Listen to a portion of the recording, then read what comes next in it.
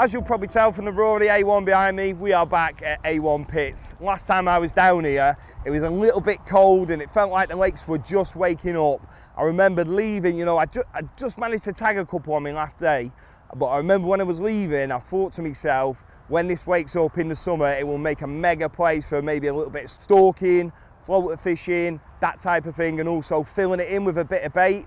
Like I say, last time it was sort of bits and bobs, ziggy and that sort of stuff, whereas this time I'm hoping they're fully awake and well up for a bit of grub. I'll be deadly honest, last time when I came I just drove straight for pit 6, you know me, big pond, let's have it, you know, they're booming out in the middle. I didn't even stop at any other lakes, whereas this time I've got no preconceived ideas of what I'm going to do. I'm literally going to walk around them all, get to know them all. They've got loads of overhangs and all that. It's definitely a proper bit of me, and that's what I'm going to try and tap into to start with anyway.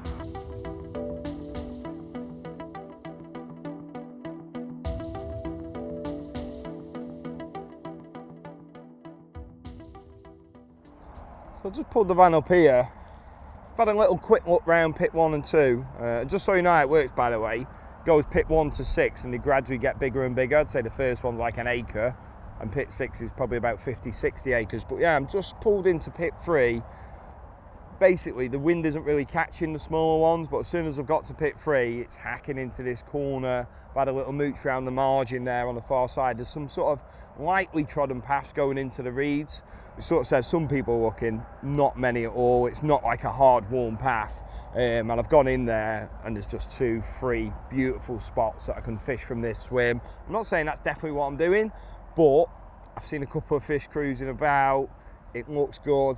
It's definitely a good starting point anyway. So yeah, just gonna go back round, have a little bit of a proper look, weigh it up, what the best way to fish it. Don't know if I can cast to the spots, do we need to washing line or what have you. I haven't got that far yet, but yeah, it definitely looks like a good starting point anyway.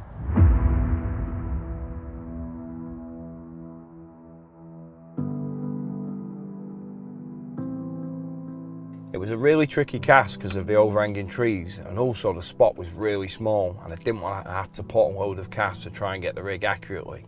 So I devised a plan to walk around to the margin that I was fishing up to, place a few sections of my baiting pole diagonally protruding out underneath the trees. This allowed me to go back to the swim, cast my bare lead over the poles, and it slid perfectly down the poles diagonally into the margin.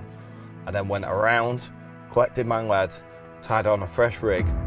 I could then place the rig into the baiting spoon along with a few freebies, ship it out underneath the bushes with one hand and also holding the mono taut with the other hand. I'd then place it perfectly onto the exact part of the spot that I wanted and watch the rig down, and then once I knew it was in position I would let go of the tight mono and it would spring back towards the swim, allowing me to have a perfect line lay direct to the rig.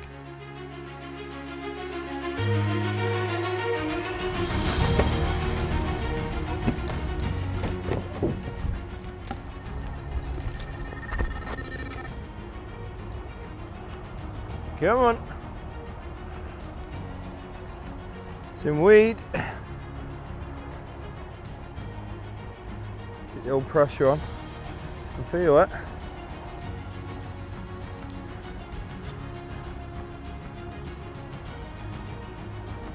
Oh, it's a nice common. It's a nice common. Come on. Come on. Come on. No. Yes. Oh, that was hard work. Oh, the pressure was on then. We got. What he'll do? Proper little character, little white tips on him and everything. Sick.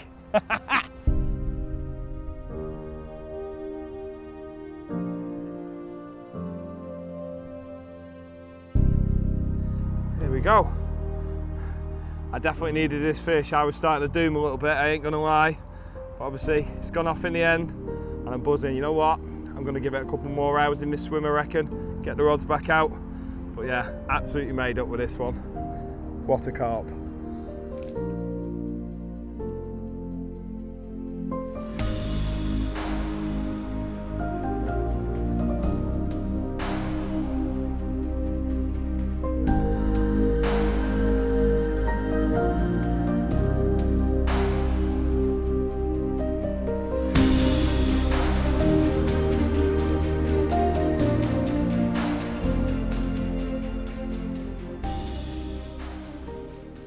been sat on these rods for about an hour or so now, sort of mid-afternoon, and I am starting to get itchy feet, I ain't gonna lie. This weather's starting to roll in real nice as predicted, odd little showers teasing, and I just think I need to get pitched up somewhere, and I just don't think this is the right place to be, like for the night. Like I said earlier, I really fancy that big pit, big new, fresh wind, low pressure drop. There's a lot of big fish in that pit 5 by all accounts as well, so I think I'm gonna have to go and have a look over there. Definitely on the end of this wind as a starting point anyway. So yeah, I'm gonna get these rods in, chuck stuff in the van, get on the move.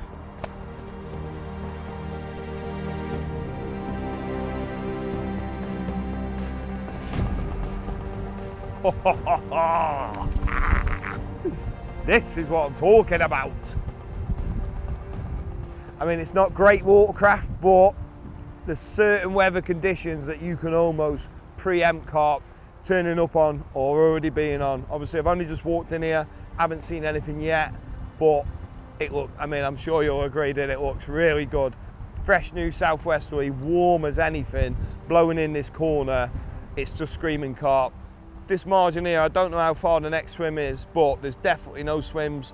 Looks for a good, probably 100 yards at least. I'm going to walk around there as well, because it might be a better angle to sort of get into the wind, but we'll see. But this looks mega. There's definitely a little bucket getting dropped in here, but yeah, I'm going to go and check this margin out and find out where the next swim is.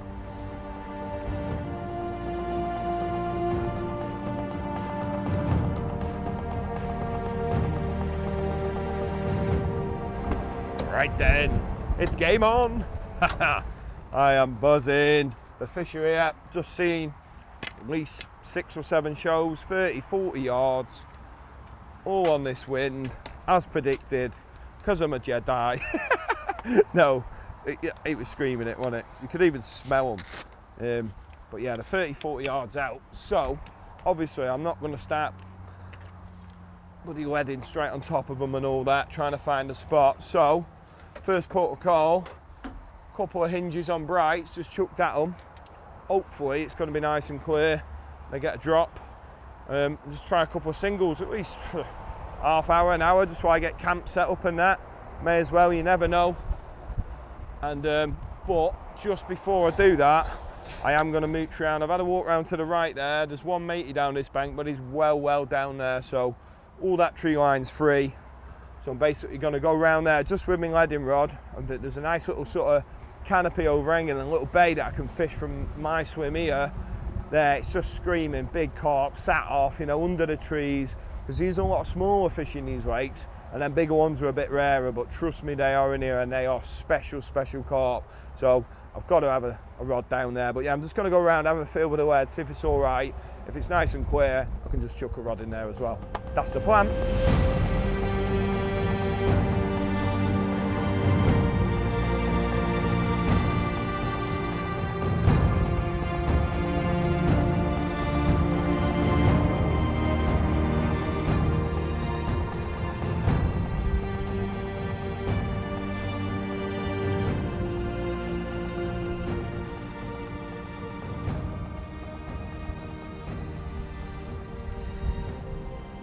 Yeah, it's fishing.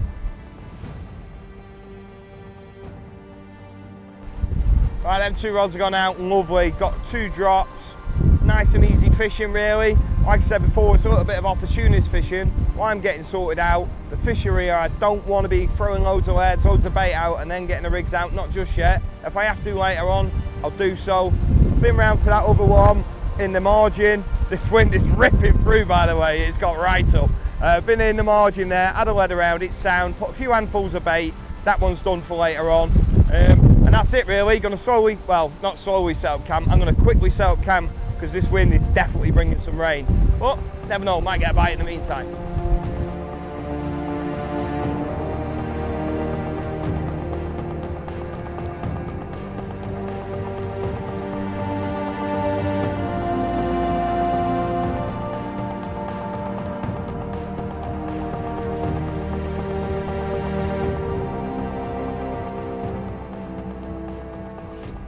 I have done literally everything I possibly can without putting any more leads in that water. Like, these fish are like sardines out there, jumping out everywhere. Must have seen at least 50 shows. It's probably an understatement. Last thing I can possibly do now before I need to get some leading done and get the bait out is literally just make this bait mix up. The one thing is, I've seen this before, it's telltale what I would call happy shows. I could be wrong, but I've seen one, possibly two carp that look like they're feeding. All the rest are just sort of slopping over, nice and happy. The sort of shows that you'd see out in the middle of the pond where no one can reach, just firing out, turning on the side, wee, like that. And sometimes it can be really hard. I'm not making excuses. It can be hard to get a bite when they're like this, but look, they're here. And I think the only way, it's right, I've got the tips up a little bit, not getting any weed coming in or anything like that. I think the only thing I can sort of use to my advantage is by putting a big sort of chum mix out there, like chum fishing for sharks, like just something with loads of leakage, attraction, visual, everything, like to try and draw these fish down, because I really don't think that they're down on the bottom feeding hard. Well, I've just seen one show right now. I need to get this mix done, so I'm just making up a load of chops, a bit of everything really. Going to put a bit through the grinder so there's powder, because I do need it to be quite weighty, so when the spawns do hit the water, it gets straight down, you know, almost clinging together. I don't want it all powdering, drifting off in this big chop. So yeah, chops. Gonna crumb some boilies up as well. Got a bit of bloodworm pellet, maize, bit of cap oil for that leakage again to draw the fish down. And I've got some of this absolute bad boy tuna hydro. Honestly, the stuff stinks. If they don't go down to that, then I don't know what they're gonna go down to. But yeah, pretty much done with this mix now. And then I've got to do some leading. Hopefully there's some sick spot out there, like a bar or a hump, or just some clean ground would do me. As long as it's not just weed, that's gonna like just totally be an anticlimax. But hopefully there's something out there. We can get a couple of rigs, load of bait over the top, and then get the cob on with some minted lamb. Obs.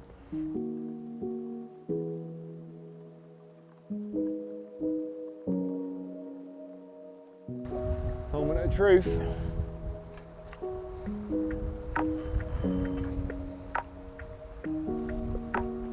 Oh, that slam down. Oh, it's gravel. Oh, it's gravel.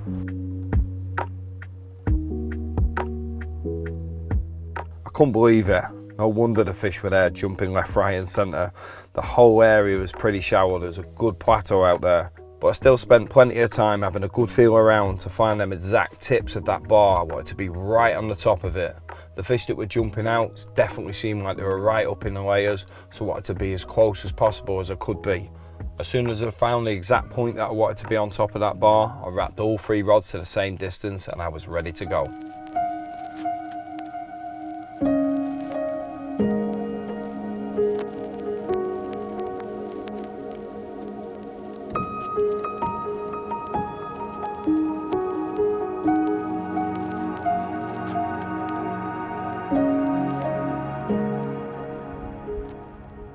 Oh, lovely.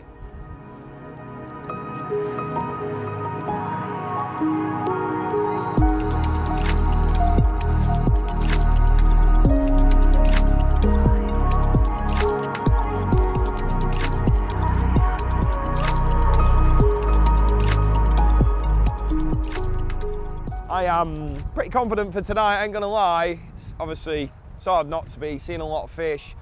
Found that hump. It's just screaming. I mean, it's exactly where they were. Not every show, they were spread among this area, but there was a lot of shows bang on that sort of 40-yard line, straight at that flat line of trees there. So it's hard not to be confident.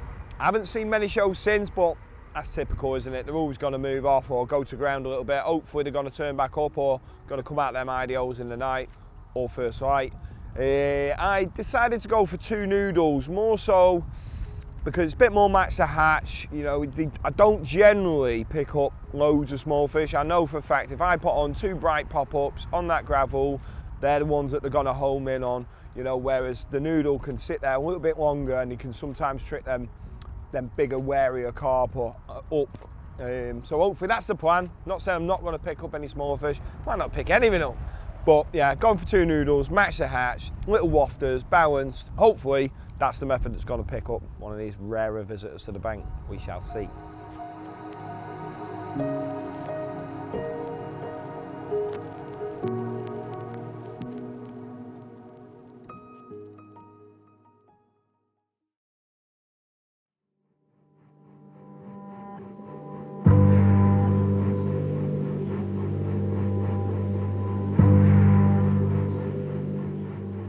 Mid-morning, I've tried to hang out as long as I can, hoping that these fish were going to turn back up. Clearly it was, as I said yesterday, sort of happy shows, all show, no go. But you know, you never know, fishing on a feature like that, it's 7-foot water, as close to their faces as you're going to get. You know, they were definitely up in them layers. But yeah, it's not happened. You know, I'm not making excuses, I'm saying it as it is. But I have got a backup plan. I'm not one to sit around waiting for what might happen. You know, I've seen 1 or 2 subtle further out, nothing to go on at, or nothing compared to yesterday. So I'm going to chase a bite. Obviously, I've got the pit 3 spot there where the fish were yesterday.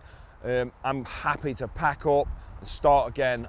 That's going to be first port of call. Go over there, check them spots in the edge, see if the bait's gone from yesterday. Are they milking up? Are they ghosting through? Have a look in that area first. And then if not, I'll go and look for another bite. I'm not going to sit here waiting. I am definitely one for just trying to force and find a bite. It's not happening here. Let's get the gear in the van and get on the move. And that's what I'm going to do.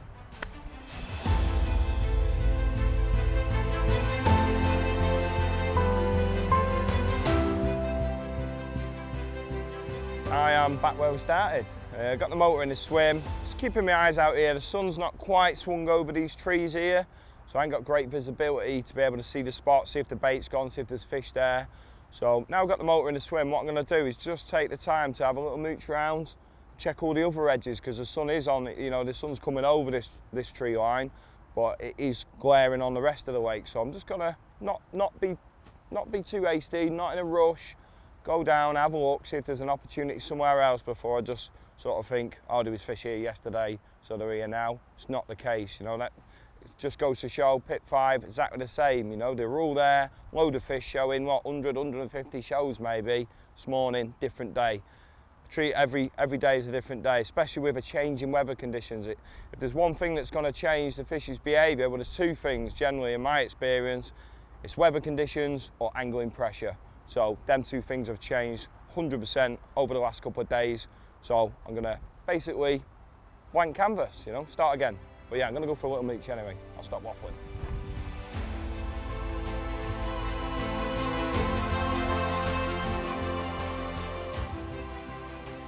Mate, there's backs everywhere out here. Here, look at these. Oh my days. We need the mixers.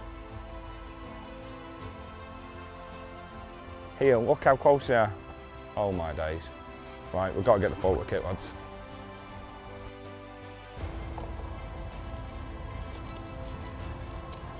Oh yeah.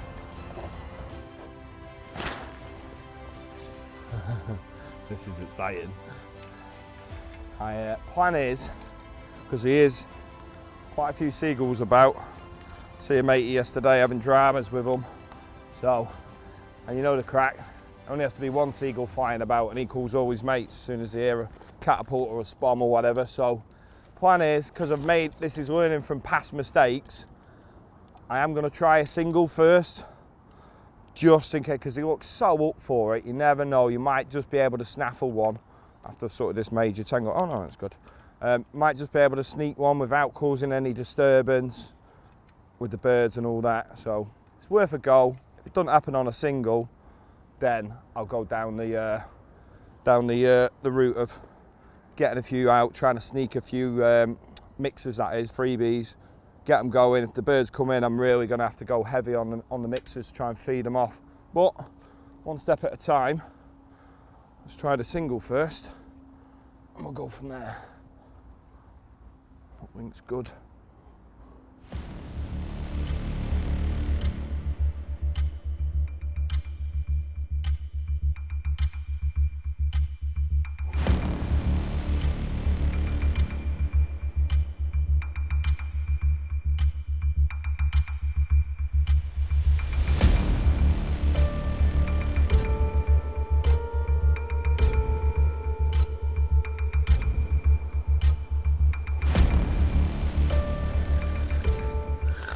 time.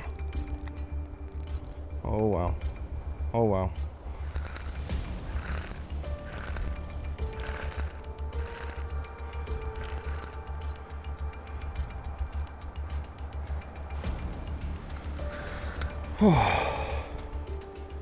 Well, let's go through all the motions. But we finally got one. Now we've got to get it in. The single weren't working.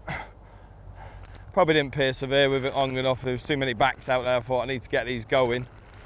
And yeah, tried a couple of mesh bags, bit of catty in, and then the birds turned up.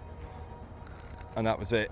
Just had to get the spom out. 3 different patches, left, middle, right. That's what I do. Try and spread the birds, spread the fish, spread the disturbance. Don't like that this is kiting to the right. This little light rod. Come on. I've got to gain some line on it now. Go hard or go home. Come on. Yeah, finally got them going. I've got a little tiny window in the birds over on the right and middle patch. Seen a few pac-man in on the left patch. Got the float out. And here we are. Come on. Such good fun. Frustrating, probably, well, it's definitely the most frustrating style of angling, without a doubt. But can be the most rewarding as well.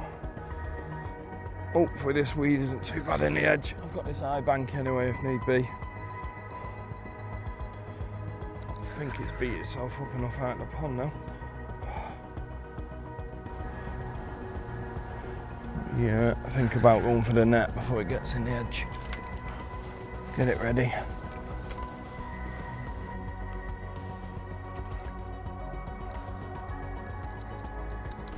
Oh. Don't like my legs. Thought it was a heron. Oh, serious. Literally still pac-manning out here as well. But let's not think about that for now. Let's concentrate on getting this one in.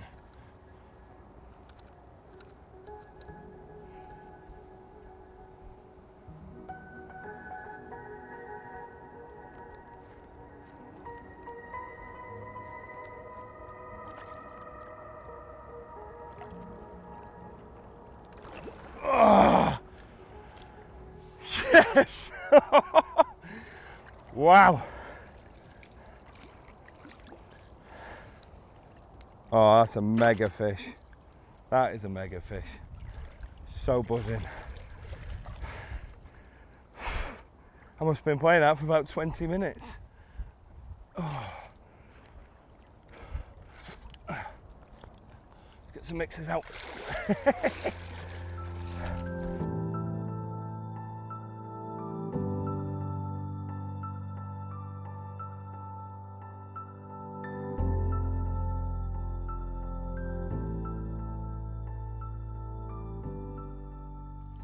Right, have a look at this one. Worked hard for you, and I'm made up with that. It's one of them days really that you wouldn't really expect them to be on the top. Overcast, big old wind, rain pushing through and all that. But reading the situation, having a look, eyes peeled, and obviously it's paid off. There might be a chance of another one yet, we'll see.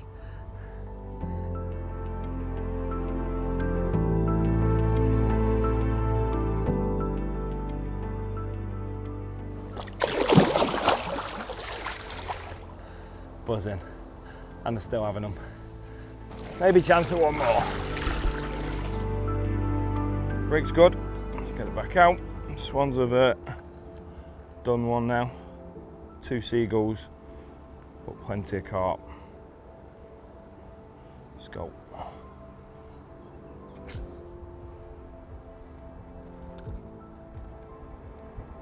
Perfect.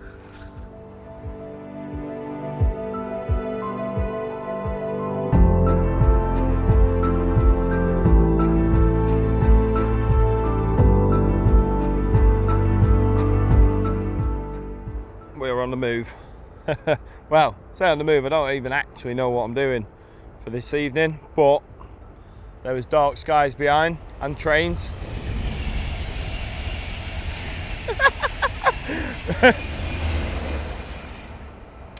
The seagulls turned up in force again. The swans are here. Seagulls clearly got on the phone to all the mates, family, aunties, uncles, and what.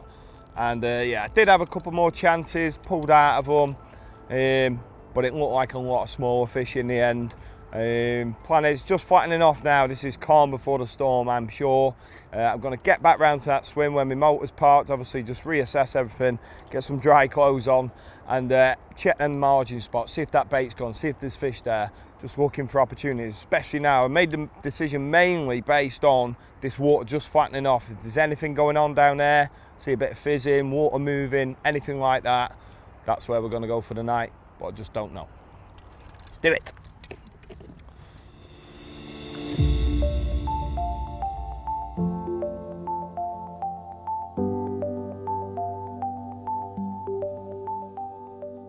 We are back where we started, as predicted really, based on, I've gone round into them trees, it was still raining, well, all the tree water's coming off into the margin, so you can't really see the bottom, but you can see that it's been fed on. It's a little bit cloudy, they might have actively been there fishing now. So yeah, I've opted for this. There was plenty of fish here the other day when we had a little stalk with the rods on that margin. Obviously had one. I've seen a few from down there as well, jumping out. The other day they were jumping off this bush. It's just sort of screaming me. Something in the back of my head the whole time I've been here really has been screaming this swim. Didn't really do some proper time in here the other day, just what, a few hours along that margin. So definitely want to feel out in the pond. I ain't got a clue what's out here. If I'm fishing a margin and I get a bite in the night, I'm not getting a rig over there in the night, so it gives me options to get out in the pond, but I don't know until I get sorted. So hopefully we beat the rain. I mean, I'm wet anyway, but I'm definitely looking forward to getting these rods out and having a nice cup of tea.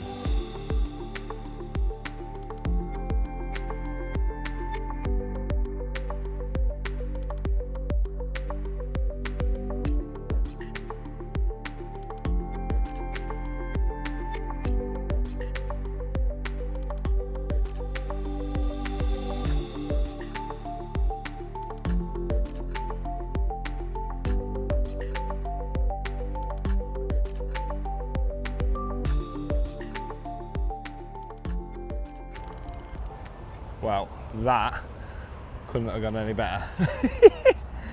Right, I'm slightly impressed with myself for that idea. I'm sure you can tell by the cheesy grin on my face.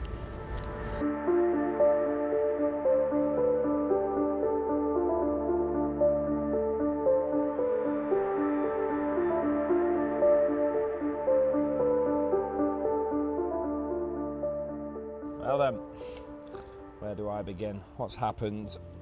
Well, I got myself changed after being nice and wet, doing that photo fishing, and the biggest of storms rolled in, thundering, real black skies, winds, howling rain. Obviously got that rod out on that margin, didn't I? Yeah, literally just got changed, nice and dry, and yeah, the rod decided to go while it was hammering it down. Obviously jumped on the rod, had a bit of an indirect connection with it. The line was going like round the weed, the fish was out to the right somewhere. Had it on for a bit, its tail slapped out, and then it come off for whatever reason. Hook was sound, everything was fine, so God knows, just one of them I suppose. Plan here, so I've just found a nice little spot out here. It's only 30 odd yards, sort of where I've seen a little bit of bubbling and that. Feels a mega area, nice hole among the weeds. Feels prime. I can definitely squeeze 2 rods on it, just prepping them now. Going to put one on a match hatch noodle and then one on a match hatch hinge as well, and that's the plan really. Just going to put 5 or 6 bombs to start off over the top probably, and go from there. But yeah, although I've had a couple, I'm still a bit, I would really like to get one of these better fish that are in here, because they're definitely in here and they are mega.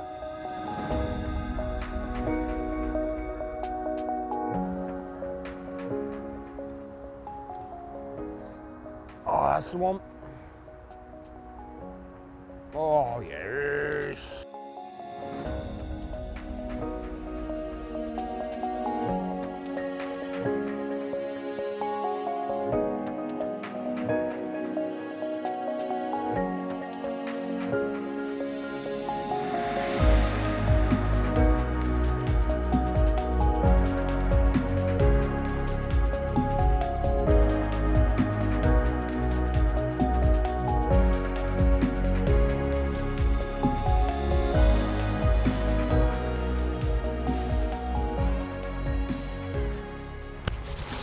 more settled in for the evening now. I know it looks like a different day, but honestly it isn't. But you can't help but love this time of the evening when it's all just calming off, flat calm after big winds and loads of rain and all that. It's just like a bit of a breath of fresh air, tidied everything out. Everything was everywhere from earlier, stalking and all that. It's just chaos, just causes chaos, especially for me. I'm a bit of a tramp, aren't I? So it's just stuff everywhere, wet clothes hanging up and everything. But yeah, we're all sorted now. Just had a nice bit of grub. Them rods went out so sweet. Like, there was a little bit of a wind on, but nothing crazy. Got drops on them. It's only a short length on mono, so you do get a nice drop. And yeah, not much more I can say really. That margin rod is a banker. Obviously, I've had what two bites off it now. So obviously, I've got a bit of a score to settle with the one that I lost earlier. And yeah, tomorrow's another day anyway. But you never know; they might patrol that margin in the night as well. That'd be a bonus. If it did go in the night, don't think I'd try and redo it. I'd probably just chuck it down here. I think seen a few showing there yesterday. So yeah, bit of bait, chuck it down there or something. And that's it really. Talking of scores to settle, actually, I've had a look at the weather, and it's going to be blowing a southwesterly tomorrow, and it's going to be quite warm in the morning, sun out until about midday maybe. And last time I came here, I lost what I think was a very big fish from pit 6. Had a big ump on it. Some might remember it from the film that I did last time, and I've got a bit of a score to settle over there. So if it is the conditions are right and fish are on the back of that wind on pit 6, I'm going to scrap all the other weights and go to pit 6. I know I said I wasn't going to, but I've got a score to settle. But first things first, let's see what the night brings.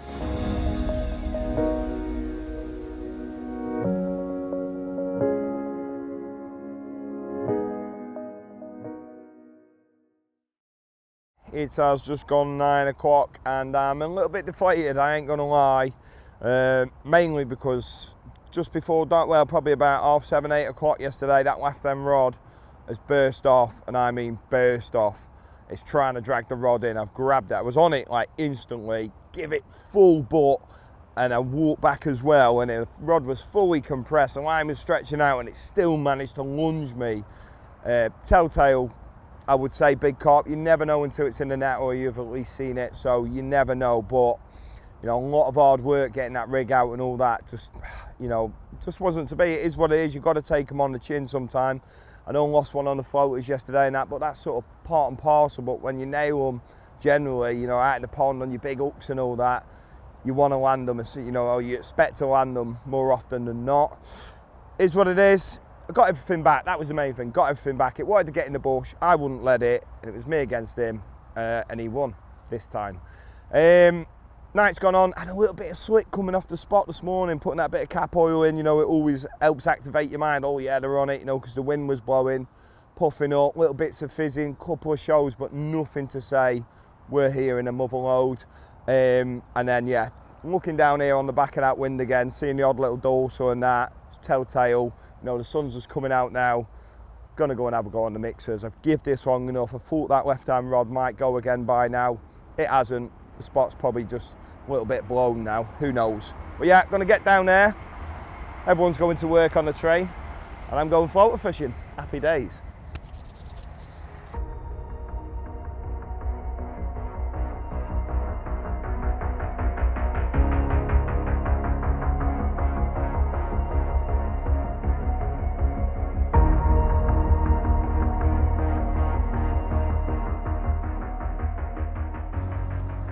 Oh, come on. Oh, come on. There's a big humpy one among these fish, man. Real big one.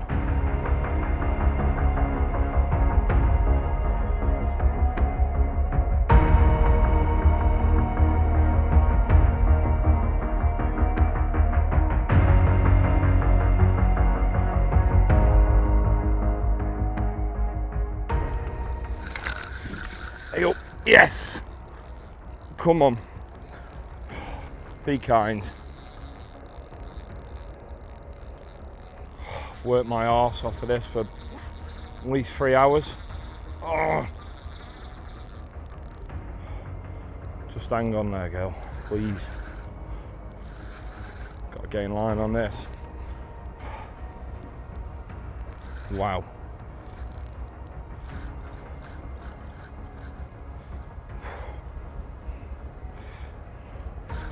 It's out there.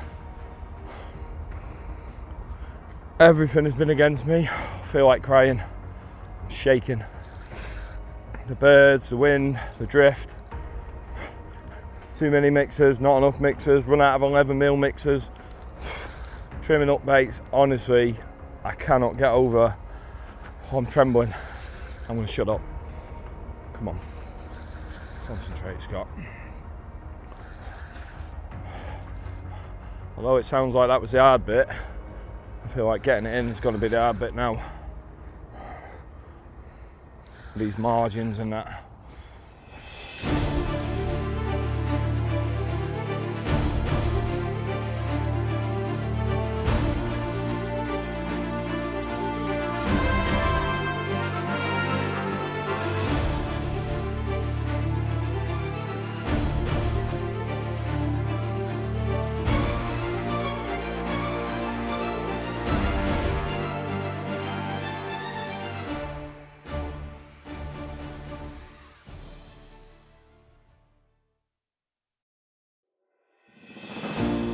Right, I'm sure you can see how happy I am with this fish. Honestly, I was getting real frustrated. A few hours of hard work on them mixers, everything going against me. And that's what carp fishing is about, isn't it? It kicks you down and something like this can just pick you straight back up. And I'm telling you now, this place, it's really getting a grip of me. I did a little bit in the spring over on pit 6. Now I'm over here doing bits in the edge, bits on the surface. It's got everything, honestly. I'm definitely coming back here. It makes sense, doesn't it? Maybe come back in the autumn. But yeah, it reminds me a little bit of Lynn Chill, you know, you can float around the lakes doing this, that and the other, and that's a proper bit of me. So yeah, definitely coming back.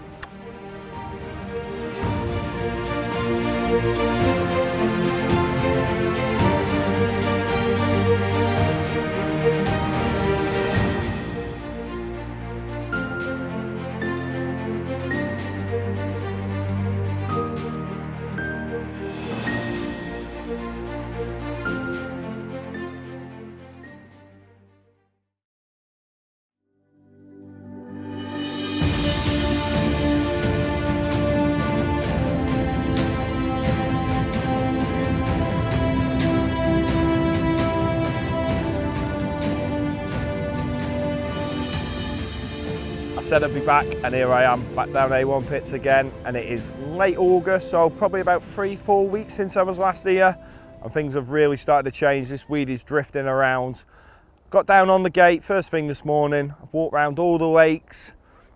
I fancied it on pit 3 again, but really feel like I've had a good go on there, and in the back of my mind I keep thinking about, well, I'm stood on pit 6 and it looks, well, you can probably see why. The weed is mega, like, and it, like I say, last time I came here it was just choked all the way in the margins. It was unfishable, whereas now it's just created this lovely open area here.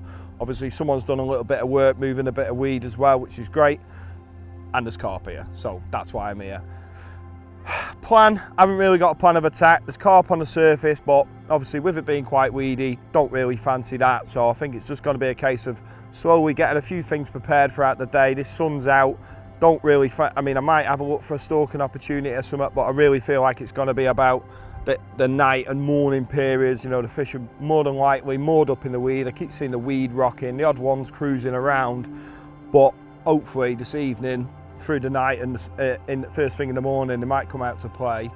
So yeah, I think that's all I'm going to do really, just get the rods sorted for this evening, get some rods out, and hopefully there's a bite on the cards, because although I've had a few fish from both the lake, you know, pit 3 and pit 6, I haven't really had any of them big ones, and I just know they're in here. You know, there's plenty of mid-30s, 40-pounders in them. I really do like it on this pit 6. You know, this is the sort of lake that I would usually like to fish. I like the small intimate ponds, but these big ponds, especially when this weed starts breaking up, you know, all them things that they've no doubt been up to underneath this weed, ripping it up, all the natural is more than likely all exposed now.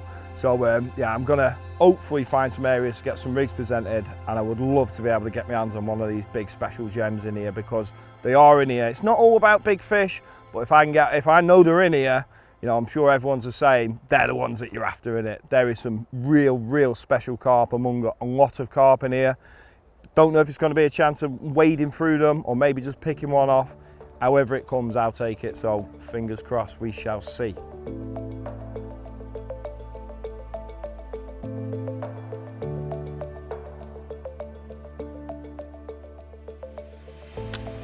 It's a mono only rule, and usually I'm a braid user, so I haven't got anything real strong. Don't think 12 pound is strong enough around this sort of weed, although it only looks like it's surface weed. You can never be sure, so yeah, just going to put some 15 pound on because it is literally strong like tow rope. So that's the plan.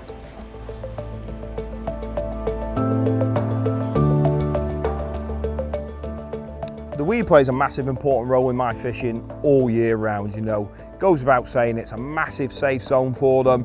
When they're feeling under pressure, you know, busy lakes, things like that, they really will just disappear in there for long periods of time. It's a massive magnet for them, it's holding loads of natural food, and one of the great things about it, when there's a lot of weed around, you can lead up, get away with your casting, your baiting, and it won't go too far. You know, I've found, say for instance, in the winter, in the spring, when you're leading up, getting your rods out and that, fish can disappear down the other end of the lake, but it's just that safe, like fishing up to weed, you can literally be leading up, etc. And the fish will just push a rod length, 2 rod lengths in, they know they're safe, doesn't matter what's going on, it could just hold the fish there without pushing them away.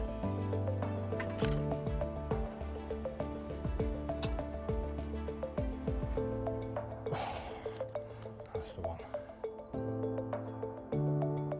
Oh, a little tap, tap, tap there. That's exactly what I wanted. Just something different, anything, like it's all literally just same, you know. I mean, I haven't leaded it all yet, but as I've worked sort of from left to right, just all same sort of stodgy, silt. So I thought I just got to keep going. Probably what, 15 leads in now, but once you put one in, may as well keep going till it's right rather than just settle. Nothing worse than just thinking, oh, that'll do. And then later on, questioning yourself, like, oh, should I have worked harder on the leading? Get it right first time. I got 48 hours ahead of me. Just gonna go a bit more right, see what I got there.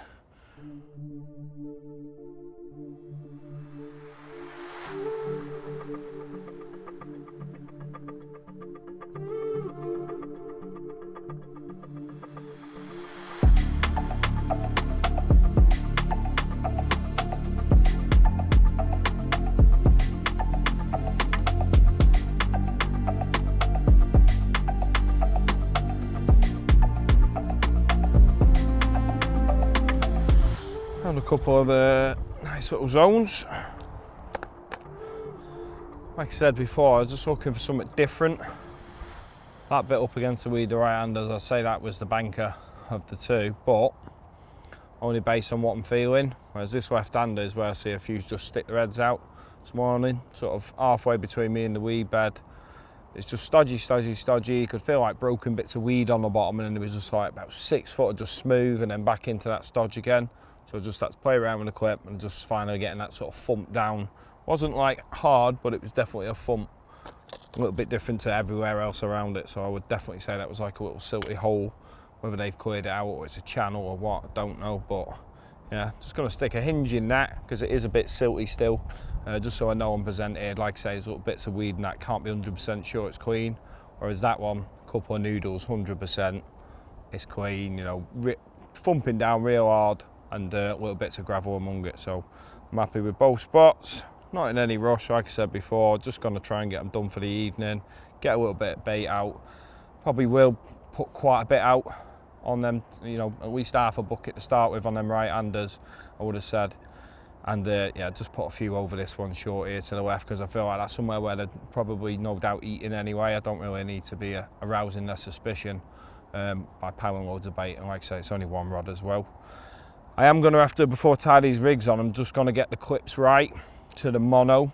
So a little bit of stretch in the mono, hitting the clip too hard, different sizes of leads. I've got 4s on here, I was leading up with a 5. It can all be so different, like you can be so wrong even though you're clipped up. Like rod angle is massively important. You know, hitting the clip at 90 degrees to 45 degrees forward is totally different. You're talking 8-10 feet there. It's just an extension of your arm, a rod, you know, and just because you're only sort of 6 inches to a foot different here, up there it's 8-10 feet. So yeah, gotta just wrap them up. It's like 24 wraps, that furthest one. So this one won't make much of a difference because it's only like 8 wraps. So might be a little bit of stretch, but I'll just sort of feel for the drop. If I'm getting the right drop, I'll be happy with that one. Them ones, you know, I've got to get it so bang on because I'm probably only 6-8 feet short of that weed. Clipping up and casting in the night and all that. I just got to make sure I'm 100% hitting that same spot. So yeah, that's the plan.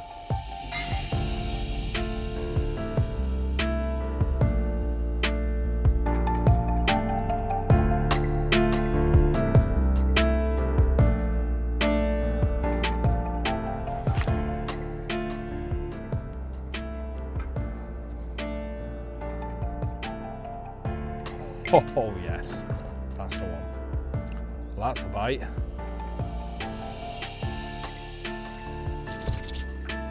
One done.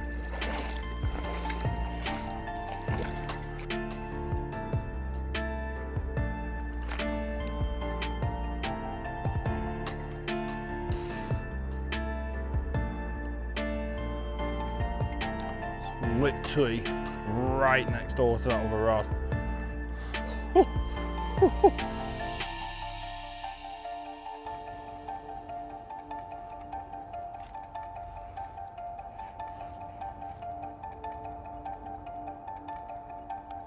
Lovely. Nice cast. What do you do? Right. Whew. Let's make some bait. Bait wise, I'm just using some of that I've had massive confidence in. You know, some really visual as well, and some that really keeps them guessing. The variance in size of different bits and bobs in there. I've got whole baits using the Legacy at the minute, which is again a great bait that I'm really confident in. Got the visual factor, a little bit of corn. Look, you can't beat a bit of corn to draw them fish down. Some of that's going to pull them away from that natural food source that they've got out there, an abundance of. You know, I've already mentioned the weed and all the natural life in it. You know, I've looked in the weed, it's full of life. So I need something that I know is going to be able to draw them down in this deep water as well. Again, why I'm using that visual factor, and again, why I'm using the liquids as well, that leakage, get them down there. I am obviously trying to single out big carp, let's say, but at the same time, I'm just trying to get carp feeding on the spot, competitive feeding, creating that big cloud, getting them really just chowing down on whatever, just create a big cloud. It hides all, starts masking all your hook baits and all that sort of thing. So many positives that competitive feeding really does create, and the bait that you put out can really create that. You know, if you just want to, you know, if you just put out, say, whole 18mm boilers, you're not really going to get them smashing it, creating cloud. They're just going to take them and go. You know, I'm really trying to create this mask really, just to get them going for it. I'm gonna put about 5 or 6 on this left-hander, depending on how accurate they go. And I'm literally just got to put the rest. About half a bucket here, so I'll put the rest over them too. See how that goes.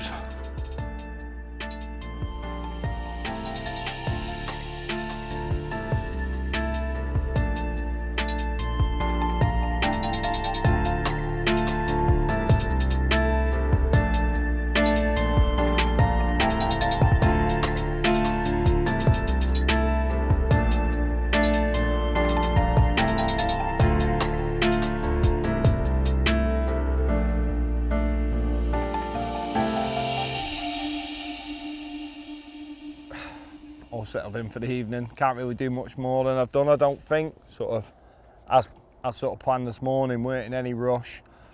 But I'll tell you now, I feel a little bit battered. I know it might not seem like we've done much, but it's just been one of them long, hot days, sun trap here, no shade or anything, and the day's just gone on and on. But yeah, got sorted. I need a wardrobe change because I'm wet, obviously just been walking in. Want some shorts on anyway, because if I do get a bite, I'm not going to be messing around with waders and that. I'm just going to be going straight out to them rods, no messing around, up to my knees like I've been casting. But yeah, put them 2 rods out sweet. That middle rod absolutely cracked down, like, and mono, you don't really get that sort of response. So that definitely hit that bit of sweet gravel. It's only a small little patch, 3-4 foot pull back over it. But yeah, that one's definitely on it. Spomming went mega. Put probably about half a bucket of bait, put 5 or 6 on the left, and the rest of the bucket all over the other 2 rods. The fish are still here now. As we sort of said earlier on, they haven't gone anywhere. They obviously just went into that weed. I mean, they were still coming across me when they were spomming out, so quietly confident. However, the ball's in their court.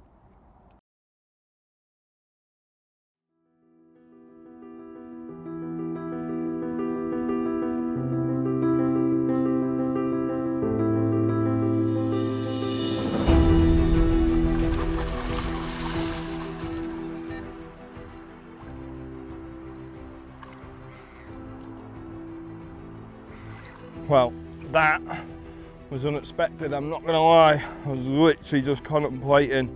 Had a little occurrence on the middle rod that I thought was a liner. A fish coming through short, but might have actually been a liner of fish feeding.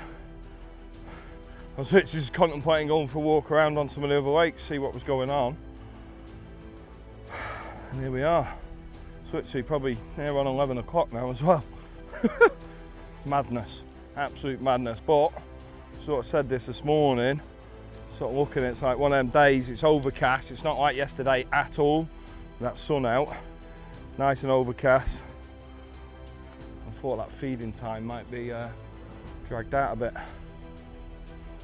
Now, let's go and get this net ready. Not that it's anywhere near ready, but good to be prepared.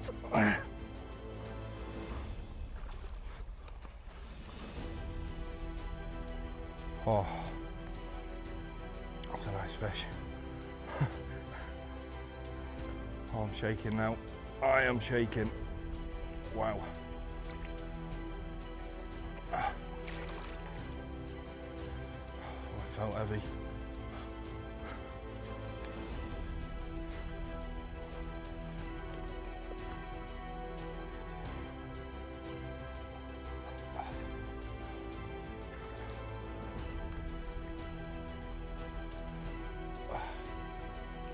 Well, we said we came here for a good one.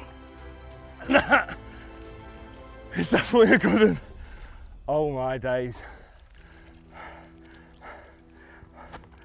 Yes, that's a sick fish. Wow, that's a big carp. That's definitely a 30-pounder. That's what we come here for. Oh, I'm shaking.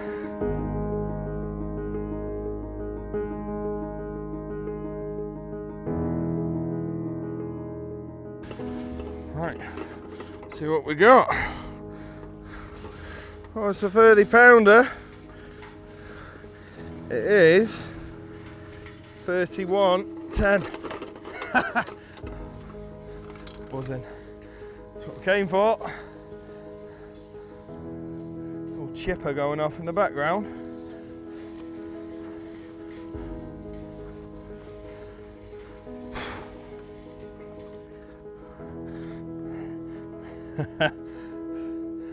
And I'm sure the smile on the face says everything. That is exactly what I've come here for, to pick out one of these better fish. I was just about to give up on it, honestly. Like I said when I was playing it, I was literally just about to have a wind in and have a look if there was another opportunity, but it just goes to show when it's an overcast day, you just never know. I don't think I'm going to change anything, to be honest. Might just zone 3 into that zone I just had this one from.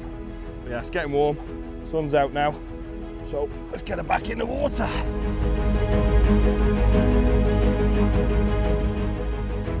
Let's get one of these special ones from A1. I'm sure you can tell I'm absolutely buzzing. Be nice to get another one, but even if I didn't, I don't care. Come on, girl. Plan is, let's get these rods straight back out there, because could quite well be bites in the day. You don't know.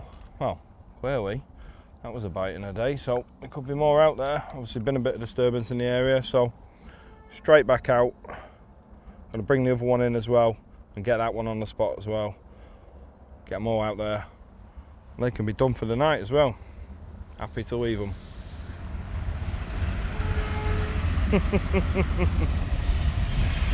Hello.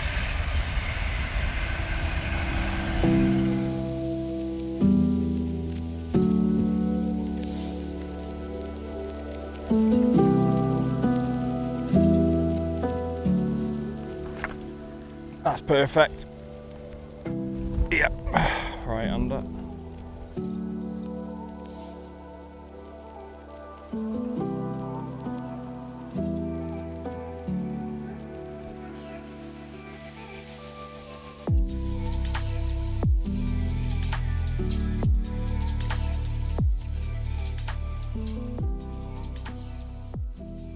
So I'm going to talk about rod angle and accuracy and how many different variables there is when it comes to actually being accurate. I found out this years ago when using the boat at Stoneacres. I actually, went out, viewed it all from the boat. I found the spot, wedded it, put my rigs on, and then put the bait out and went out, and I found out it was really wrong, and this is where this all came from. So basically, I've got 12-foot wrap sticks apart there, and if I was to hit my, I'm actually going to put it in the clip, so you know that I'm not cheating in any way. So that's in the clip. I've got a set amount of line out. Now this doesn't matter if I had 20 yards of line out or 200 yards of line out. This is all the same. This is science, physics, whatever you want to call it. So if I hit my clip with the rod straight forward, then that's where it would land on the water surface. Now if I hit my clip when it was 45 degrees forward, that's where it would land on the surface, which is probably 6 foot shorter. If I hit my clip with my rod at 90 degrees, it's actually another 8 foot. And then if I hit my clip when I had it 45 degrees back, there's another 4 or 5 foot. Now I know that that is 20 foot of difference. So it just goes to show that you've actually got 20 foot of distance in your hand. Now generally when I've shown this to people before, I always start by saying, are you someone that hits the clip with your rod straight forward, 45, 90 or 45 back? Generally, most people say they hit it with the rod 45 forward or at 90 degrees. Some people say with the rod slightly back. No one ever says forward. Now, what I always say, so if you're hitting it at 90 or 45 degrees, you're landing somewhere in between them wrap sticks. But generally, when everyone is putting their bait out, they're always letting their rod go forward because of the weight of the spom or what have you. It automatically pulls your rod forward. And I see this time and time again on lakes all around me, and it's something that I've never really put out there.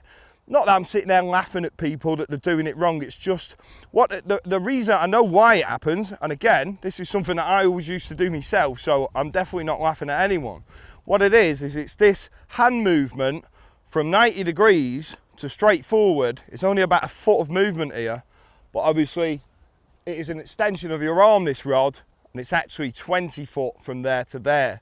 So generally, if you're someone that hits the clip at 90 degrees or 45 degrees forward with your leading rods and putting your rigs out, most people will let their rod go right forward when it comes to the spomming. If you're in that category or anywhere in that bracket, then you've generally been putting your bait probably about 8, 10, maybe even 12 feet behind your bait. It's just something to open people's minds up, get them thinking a bit about rod angle. I actually stop my rod at 45 degrees when it comes to the spomming.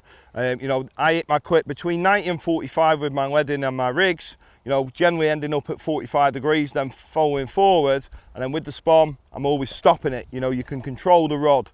Also, another thing to think about is once you know this, it allows you to be able to put bait at the back of the spot if you wish.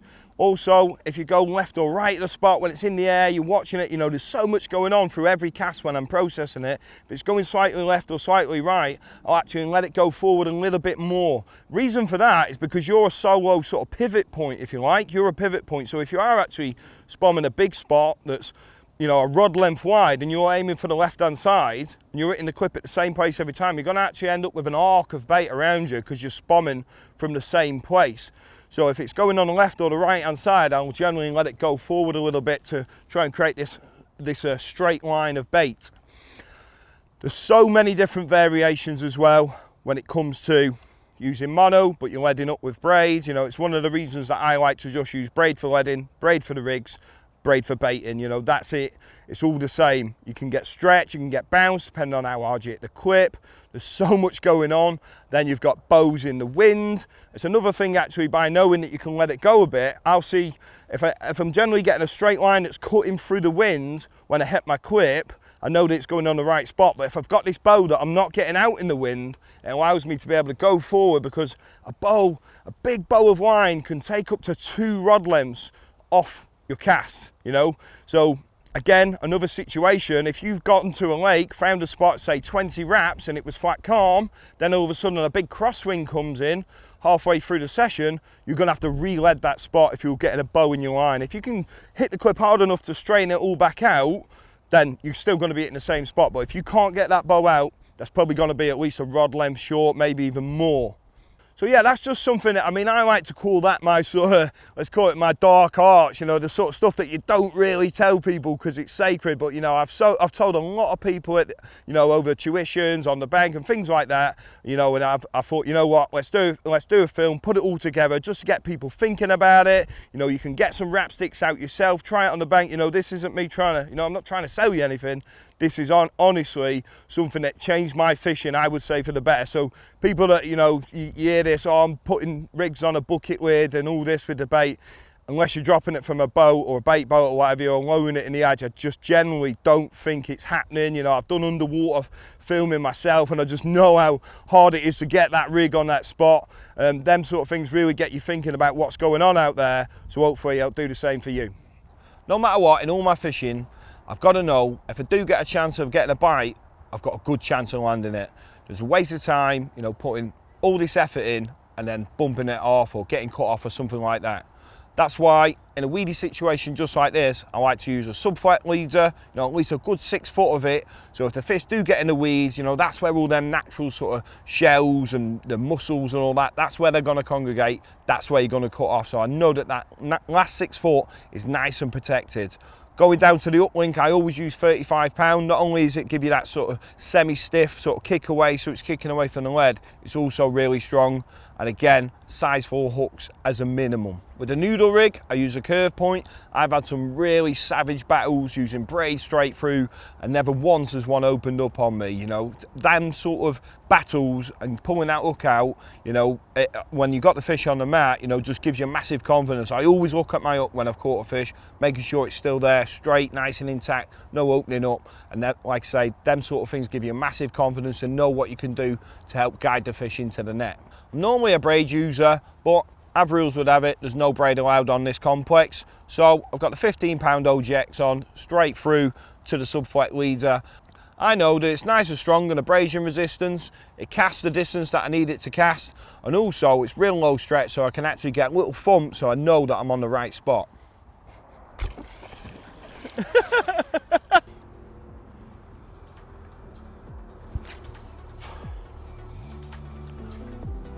Perfect. Right, as I said earlier, them rods have all gone out sweet, so no need to redo them. Just going to literally reapply same amount of bait as last night. Obviously it got me a bite today, so ain't broke, don't fix it. Then all that's left to do after that, spark up the barbie, you know me. Bit of good food. Hopefully repeat the same process, but if not, I am more than happy. You can't think like that, can you? Think positive.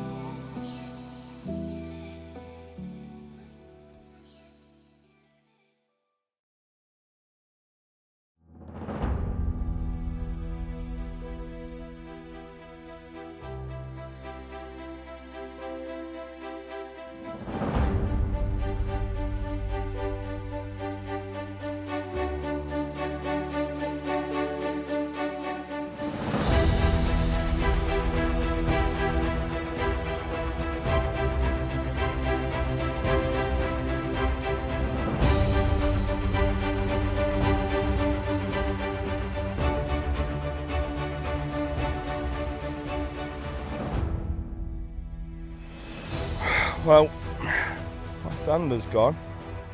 It's just a straight backdrop. And I don't know what's going on. This weed from the right hand side's drifted out right over me. It's got me line, so I'm in a bit of bother.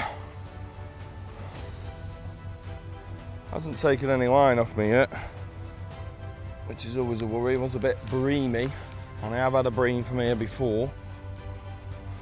I've definitely picked up this other line, which isn't ideal.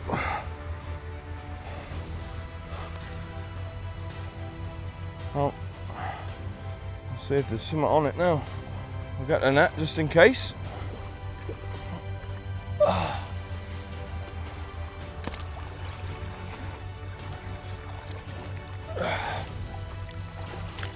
Could be something in there.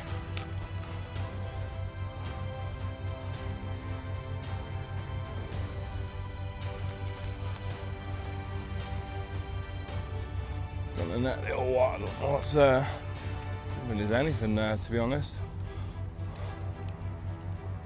Well, here he is. Here he is.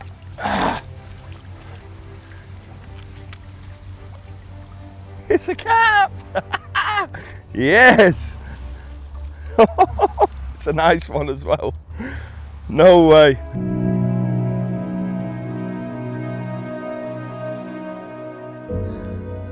Ugh. I am buzzing.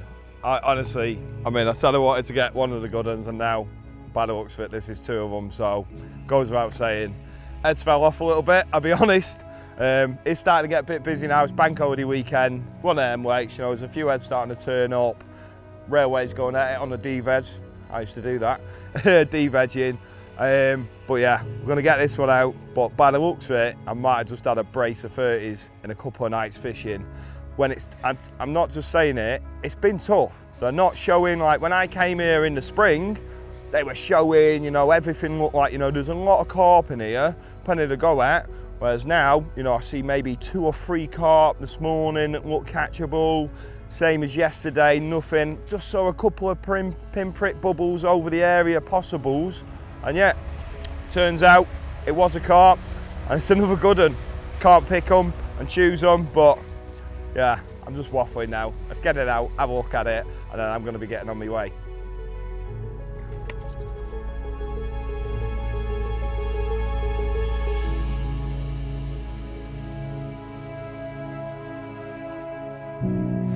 Bit smaller than yesterday.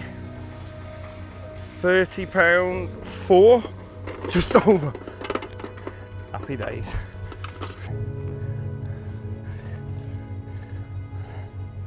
Right then, here she is. Brace of 30s, exactly. Honestly, I couldn't have wished for any better. I actually was looking at this fish yesterday on the bailiff's phone. It's a fish called One Eye.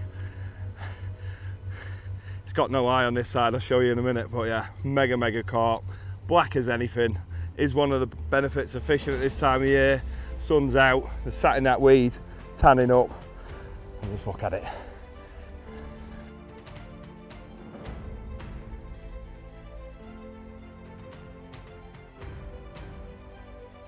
The One Eye. What a proper little character. Just notice he's got some tiny little pecks growing on the side of its pecks. Unreal. These fish, honestly, absolutely blown away. Mwah. Right then. I absolutely love this place, and it's just going to be one of them places where I keep coming back to 100%. So with a couple of characters like this, brace of 30 pounders, literally cannot ask for better. Go on, Gil, get yourself off.